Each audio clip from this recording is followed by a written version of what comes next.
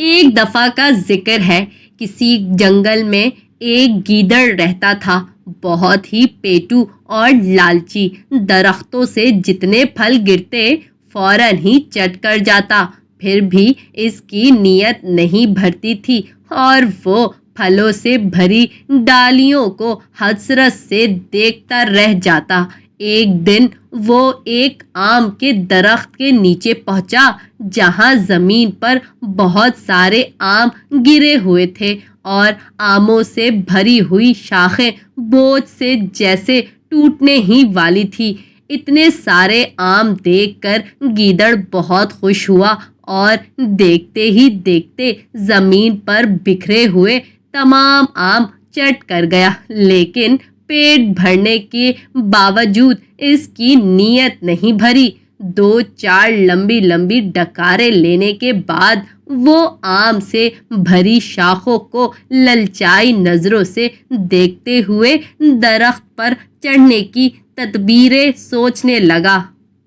دیر تک کوئی تدبیر سمجھ نہیں آئی اور وہ دیوانہ سا ہو کر پیڑ کے چکر لگاتا رہا۔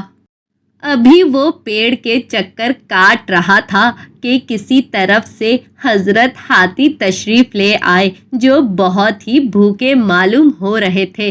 آتے ہی انہوں نے پیڑ کے پتوں اور پھلوں سے پیٹ کی آگ بجھائی، پھر خدا کا شکر ادا کر کے سستانے کے لیے زمین پر لیٹ گئے۔ ہاتھی کو دیکھ کر گیدڑ بہت خوش ہوا۔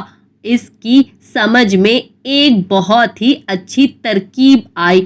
تھوڑی دیر تک وہ ہاتھی کے سونے کا انتظار کرتا رہا، پھر آہستہ آہستہ اس کی پیٹھ پر سوار ہو کر اس کے بیدار ہونے کا انتظار کرنے لگا۔ تھوڑی دیر آرام کر کے ہاتھی جانے کے لیے کھڑا ہو گیا۔ اس کے جانے سے پہلے ہی گیدڑ ایک شاخ پکڑ کر پیڑ پر چڑھ گیا۔ اپنے چاروں طرف بے شمار ہرے پیلے لال آم دیکھ کر وہ خوشی سے دیوانہ ہو گیا۔ اس کی سمجھ میں نہیں آ رہا تھا کہ پہلے کون سا آم کھائے۔ کبھی ایک آم کی طرف بڑھتا تو کبھی دوسرے کی طرف۔ دیر تک یہی کیفیت رہی اور وہ ایک بھی آم نہ کھا سکا۔ پھر اچانک ہی اس پر جنون سا طاری ہو گیا اور وہ اندھا دھند آم کھانے لگا۔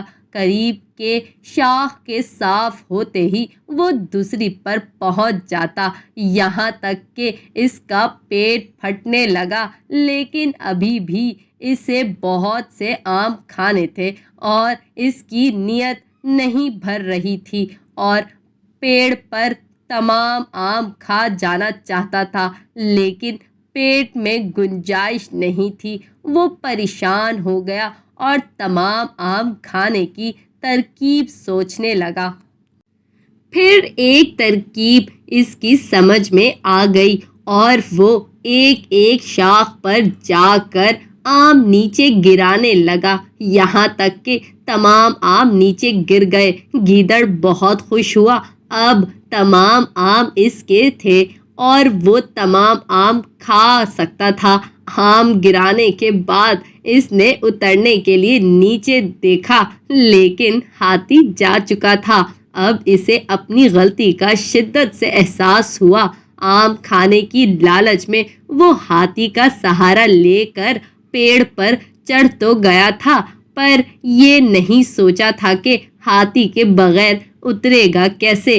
اتنے اونچے پیڑ سے نہ وہ چھلانگ لگا سکتا تھا اور نہ ہی موٹے تنے کے ذریعے نیچے اتر سکتا تھا۔ وہ پریشان ہو گیا اور اپنی غلطی پر بری طرح پچھتانے لگا۔ نہ وہ زیادہ آم کھانے کی لالچ میں پیڑ پر چڑھتا اور نہ ہی اس مصیبت میں گرفتار ہوتا۔